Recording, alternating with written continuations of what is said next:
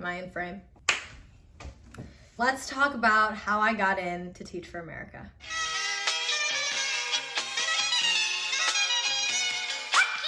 This is going to be my second time filming this video, and that is okay. That's what it's about. I've had some really good rehearsal. I will be looking over at my laptop for some notes. I will also be on my iPad. This is my Teach for America experience, my application process, my interviewing process, and some of the tips and tricks that I got along the way. A disclaimer before we get into this video at all is obviously there is no magical equation I can give you. There is no stellar tip. These are just things that helped me, that I was grateful that I knew before going into interviewing. I was lucky enough to hear from somebody that I knew who had gotten in to Teach for America the year before me. Let's get started. So, how this video is going to be laid out is it is going to be broken up into 3 parts. The first one you can go ahead and skip over. I'm assuming you probably already know what Teach for America is if you found my video. So the first part is going to very briefly, the most cut and dry version I can do, go over what Teach for America is, their mission, and my simplified version of what it is. The second part of the video is going to be the application process. So I'm going to tell you a bit about the 2 short essay questions and the 1 longer essay question that they asked me. I'm going to be talking about some of the things that I highlighted on my resume and what answers I put for the questions they asked me, and if I would change anything after having a year of teaching in my belt. For those of you who don't know, I am a high school teacher. I teach at a public high school here in Nashville, Tennessee, and I'm going to be going into my 2nd year in the Corps. What I have changed looking back now, any of the questions I've answered, that's going to be in part 2. And then part 3, I will have timestamps for all of these in the description. Part 3 is interview day. So before you get into that part, know that I interviewed, I think it was February of 2020. So just before the world shut down for COVID. So my interview was in person. However, I don't know if they're going to be going back to in-person interviews, if they already have. But if they don't, I think there's a lot of tips that I can give you that I know they will ask you similar things in the virtual setting too. But my interview was in person. So that's what I'll be talking about. Let's go into the very first part. What is Teach for America? Again, if you've clicked on this video, you probably have a good idea of what it is. The Wikipedia definition, the most reliable site on the earth, is it is a nonprofit organization whose stated mission is to enlist, develop, and mobilize as many as possible of our nation's most promising future leaders to grow and strengthen the movement for educational equity and excellence. Buzzwords in that, educational equity. If you mention that in the interview, that's good. That's their whole mission. What my dummied down version is, it is a 2-year service program. Apply to it, they pair you eventually with a school, which I can talk about the whole process of that in another video. You teach for 2 years in most likely a community with higher needs. Selection rates of Teach for America are pretty selective. Teach for America likes to do a little humble brag about how they have a lower acceptance than Harvard Law School. The rates are between 10 to 15% of applicants are selected. I will put the exact number on the screen here. So those are the selection rates. So it's obviously a pretty in-depth vetting process from everything from your starting application to the interview day. It takes a while, and it's because Teach for America really prides themselves in picking top candidates from universities, or there's also people who switch careers and do Teach for America, because Teach for America, you do not need to have an educational background to become involved. My major was in political science. Teach for America will pay for you to get your licensure, and you can go become a teacher with Teach for America. Welcome to part 2. If you've made it this far, let's talk about the application process. It has been years since I've thought about this in depth. But luckily, thanks to Google and their Google Docs system, I was able to save everything and find everything that I used when I was applying. one of my quickest tips is have people in your life who you trust proofread the answers that you write to these, because obviously nothing looks worse than if you're trying to get into education and these answers are riddled with mistakes. On my resume, I was the president for a sports team at my school, a club team, participated in a program where I went inside incarcerated centers and learned alongside inside students. I was a teaching assistant. I created a little mini organization for a project that I mentioned, which highlighted educational inequality within Chicago public schools. On my resume, I put any leadership experience that I had, because obviously they're looking for classroom leaders. They want leaders in education. And so I put any educational experience I had, as well as anything related to schools that I had, because I think I always knew that I wanted to be a teacher. So subconsciously, I put a lot of educational things on my resume that I signed up for throughout my years in college. Obviously, they look for leadership positions. They look for any background in education that you might have, any unique experiences you have, if you were part of like a club or sports team that you were really passionate about. Anything on your resume is free game that they can ask you about if you make it to the interview process. So make sure everything that you put on your resume, you can somehow connect to how the things you learn from that experience can help you in the classroom, or can help you be the most effective teacher possible. Okay, let's keep the ball rolling on this. I need more caffeine. If you hear a small whining noise in the background, it is my dog. The short answer questions.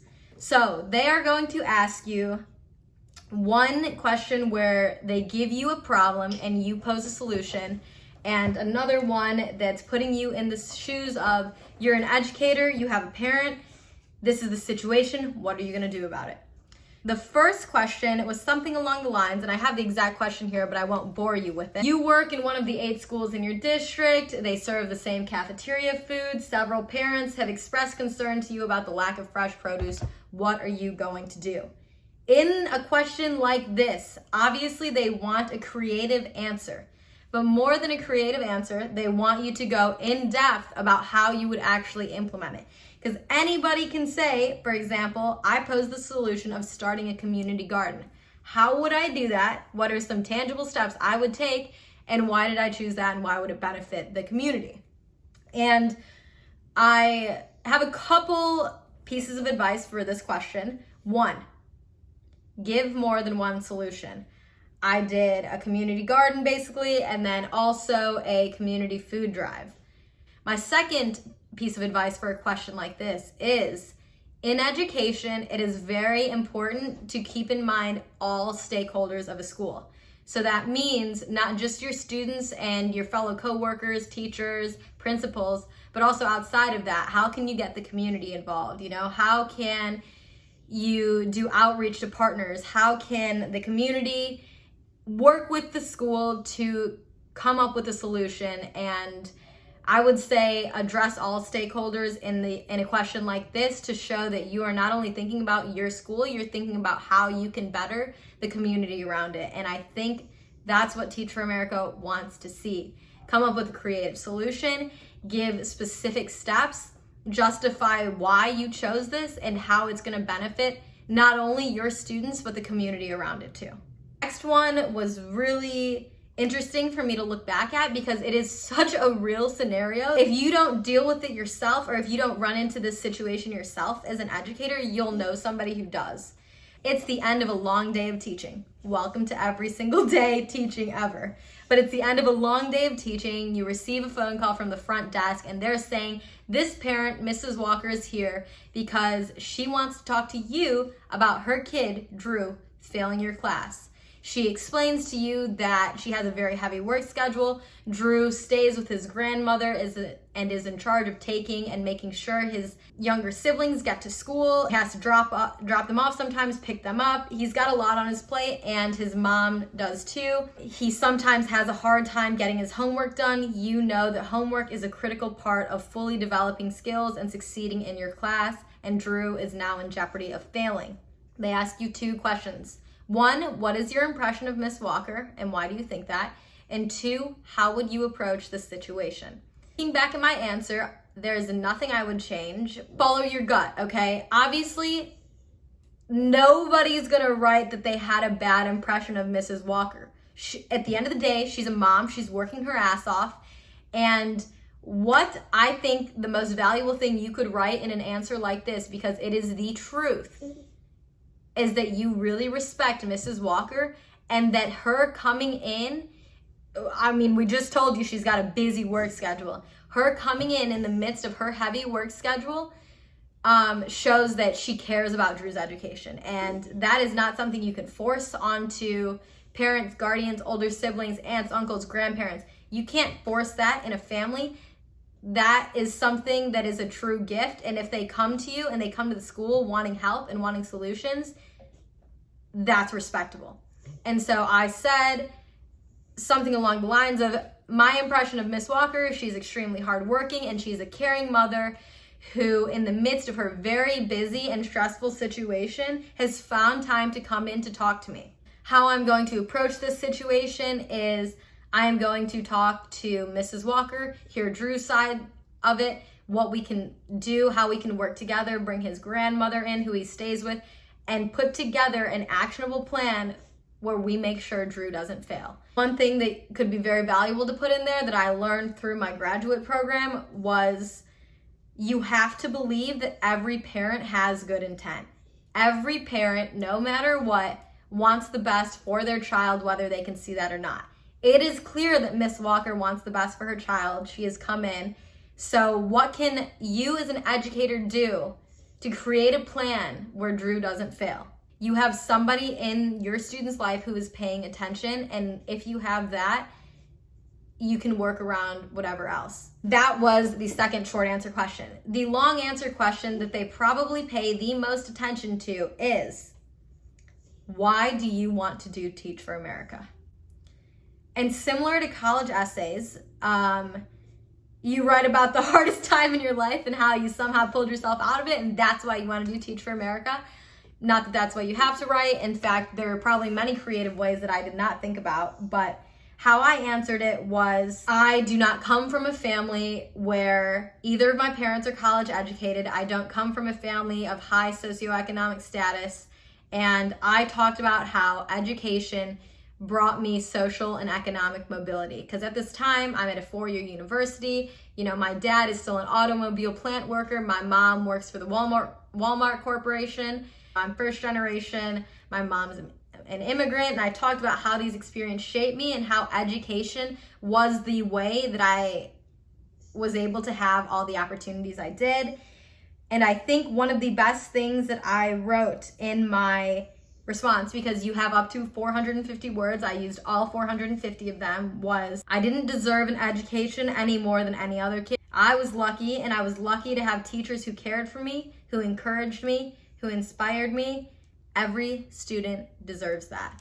The goal of Teach for America is educational equity, regardless of whether they achieve that or not. I want to know that you believe in their mission, that every student, regardless of background, gets an incredible public education. You can somehow wrap into it Teach for America's mission and how you believe in educational equity and that every child deserves this phenomenal education.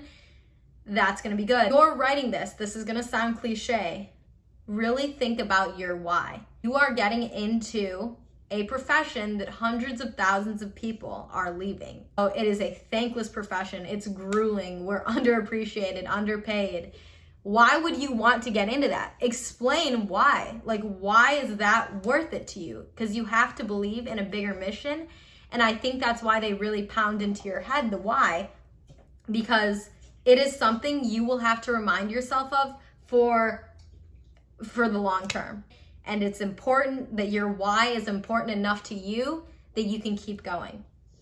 Because no student in our country needs a teacher who's going to come for anything less than the 2 years. This is probably the question they pay the most attention to, and it's the one that you will have to recite the most throughout the interview process. If you get in when you go to Summer Institute, which is the program right before you start teaching, if you get in, you're going to recite your why. In breakout groups, you're going to bond over your whys. And in graduate school, when you start that, you are going to bond over your whys of getting into education because it's that important.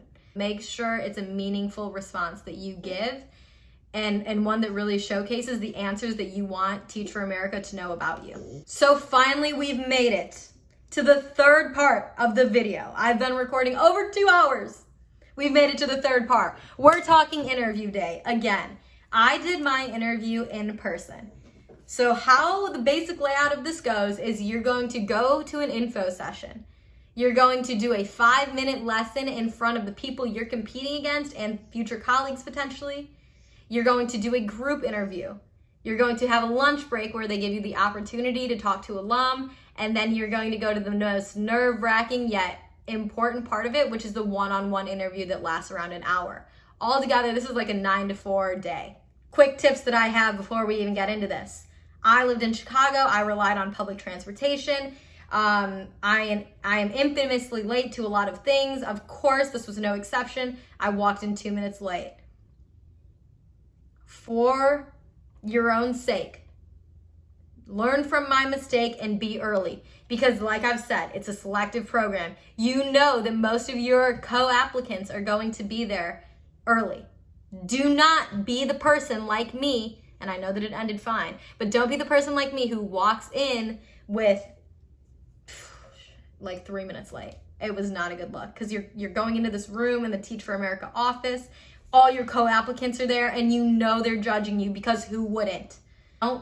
Don't let being late be a note that they take on you, because there are going to be a lot of people from Teach for America in this interview watching how you interact with the co-applicants, how you teach your lesson, this, that, and the fourth. Okay, info session's pretty straightforward. Teach for America is just telling you what they're about, how this interview day is gonna go. Okay, then you go into your lesson plan section, which prior to this, they give you no heads up of what's really expected, except you get 5 minutes, pick a grade, pick an objective, and teach. The biggest mistake I've seen people make with this is, obviously, a lot of us are college students. We're used to lectures. Lectures, regardless of how your university is selling you tuition, lectures are not teaching. Lectures are an explanation, but they're not teaching. Remember, you don't know at this point if they're gonna want you elementary, middle, or high school, so they want to know that you can teach, you can keep students engaged, and that you use, and this might be the most important part of this lesson plan besides don't lecture, that you can use and understand the gradual release model.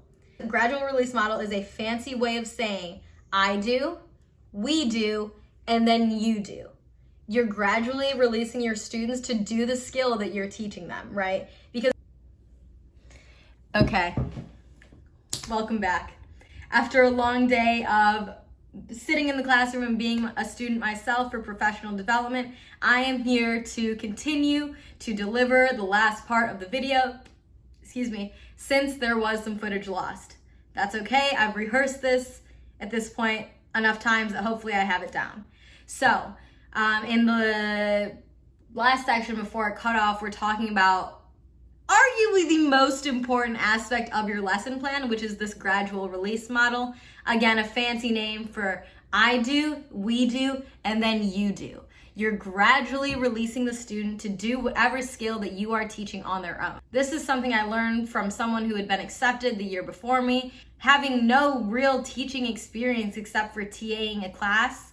The gradual release model was not something that I had ever considered, but when you are thinking of teaching K through 12, which is what you'll be placed in for Teach for America, the gradual release model is an important one. It makes sense because at the end of the day, it's all about letting them go and letting them grow. Let me pull up the lesson plan. I first go over what is a haiku, and then I wrote a haiku. A tip for this is practice whatever examples you are going to put up there. Make your friends and family watch this lesson plan until they can borderline not stand you anymore, because you are going to have to practice to get the pacing down. You only have 5 minutes. They are timing you, and they are not going to give you a clock in the room with the seconds and the countdown. I just had to be really confident in how much time I was spending in each. So I go over briefly the history of haikus, the 5-7-5 thing with how many syllables. I clap the syllables, give a sample poem. I also give something very specific. So I said, imagine a place that you want to be right now. I imagined a beach. So I did a haiku over a beach. Then I asked for some engagement. After I wrote the haiku and we have an idea of what it is, I asked for ideas of places where my students, aka co-applicants at this point, wanted to be. And they gave me an example and we wrote a haiku on the board together. I had, every time I refer to students, it's the co-applicants, but I had the students come up, write a line that they thought was 5 syllables, obviously 5, 7, or 5 syllables. Something I think Teach for America really likes to see is, can you keep your kids engaged? You cannot go up and lecture a group of 7th graders and expect to keep their attention for anything more than 12 minutes at a time. You have to make it engaging, have them interact, give them a worksheet. For me, I gave a worksheet and it gave like a space to take notes, and then it also gave a space to write their own, which was the last part of my lesson, which was the I do part of it, where that was so annoying. But it was the I do part of it where they got to write their own haiku. And then for the very final few seconds, I basically asked for 2 volunteers to come up and share their haikus and tell us about their favorite place. This was a hit, I think. I mean, it was good enough because I got the job. The gradual release model, show that you can keep kids engaged and time the heck out of this. If you've shown that you are so well prepared that you don't even need a clock to know how much your timing is taking, imagine how impressive that's gonna be. I think in hindsight, now that I've had a year of teaching, what would be really impressive if you did is if you got an actual state standard and put that as your objective. You could simply Google like state standards for 7th grade English language arts, find one on haikus and put that up there, or find one on poetry and teach a standard in 5 minutes. That would be wildly impressive. Next is the group interview. I'll keep this one short. Basically, they are going to pose to you a problem and they are going to give you 2 solutions. There's going to be a solution that more people like because it simply makes more sense. The advice that I got from the person who got in before me that I used, and I think they really liked it. When I did this, I saw a lot of notes being written. So you're going to get 2 solutions. There is going to be one that everyone gravitates toward. You need to pick the one that no one else picks or that very few people pick. Doesn't make the most sense, the solution. No, because if it did, then the whole group would have picked it. And you need to convince the other co-applicants to come to your side and make that their solution, like make that the final solution. I'm going to showcase that you can sell something even if it's unpopular, and a big part of being an educator is advocating. Is this necessarily advocating for the best solution? No, but if you can get people on your side, that is a powerful tool of being able to advocate for something and sell it, even if it's less popular. So for the group interview, pick the solution that fewer people pick. That's my big tip for that. But do not be the person to dictate the conversation. What's just as important as being an active participant is being an active listener to what the group members are saying, and then just be that silent killer on the other side who, when everyone's done talking, is able to counter their points and convince them to come over to your solution. That's a flex. Okay, so that's the group interview tip. You guys have an hour. That's actually pretty generous. You guys have whatever allotted amount of time it is for lunch. We have some alumni here if you'd like to pick up your lunch and come back and ask them a few questions. What do you need to do? You need to go get your lunch and you need to come back and take advantage of conversing, asking advice with the alum. My talks with some of the alum during that lunch were really great, and it's just a good opportunity to network too. You're exhausted at this point. You have killed your lesson plan, used gradual release. You've convinced everybody to come to the darker, less popular side in the group interview. You've had an incredible lunch break. You're filled up. You're ready for a nap. But now is probably the most important part of the interview process. Now is the one-on-one interview. This is also the most daunting. The 2 big tips that I have is 1, answer questions like a politician. You don't need to necessarily answer what you're asked, but answer what you want to be asked. And because this also just leads you to talk in a way and talk about things that you're more passionate about, which is more engaging. And that's the big thing, is you want to talk about what you're passionate about. I was a president of a club sports team. I mean, it's a big budget, a lot of organization, a lot of travel itineraries. And that was really interesting to them. They asked me a lot of questions about that. But near the end of the interview, they said, is there anything else that you'd like to say before we let you go? I said, I would love to talk about my experience going into Cook County Jail. I think this was the most memorable part of my interview because I was able to talk about something that I truly loved. Not that I didn't love being a club leader or starting a project. I loved those things, and those demonstrated a lot of good leadership experience. But my experience inside of Cook County Jail was truly the thing that propelled me to go into the organization. I saw how much hope education could bring people, and I wanted to talk about that. Don't just answer all the questions, answer also what you wish you were asked. Sorry, I'm watching my dog.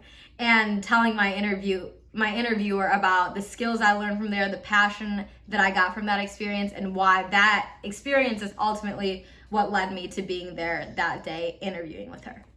Any leadership experience you can talk about is really good too. TFA prides themselves on, after the classroom, a lot of alum, they start schools, they get into high levels of administration.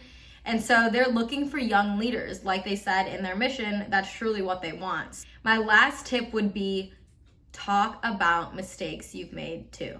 Your resume is just a long list of bragging rights. But what's not on your resume, what makes you human, and what shows that you're self-aware is talking about the mistakes you made. I really dropped the ball a couple times being president of this club sports team. I didn't look at the fine print for one big tournament we had of the hotel reservation that I had made, and it said you needed to be 21 to check in. At the point, I was 19 or 20. I go to check in, and obviously they won't let us sleep there. So we almost had to sleep in a car.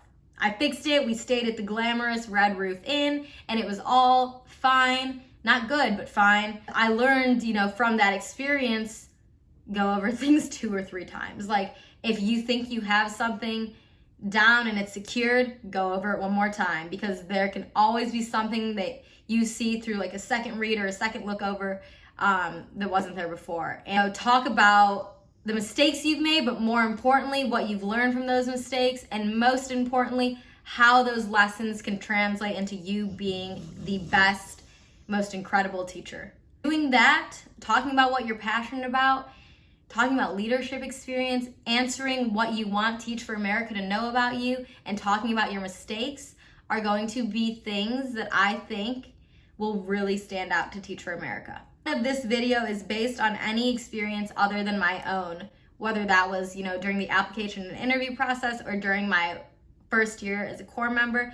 This is what I think they would look for and what has worked for me to get in. If you have any questions I can answer, or you want to tell me anything about the virtual setting and how interviews look for that, I would love for you to leave a comment. And if you are interviewing or applying anytime soon, you've got this. Whatever outcome is meant to be is the one that will be. Thanks for watching, and I'll see you next time.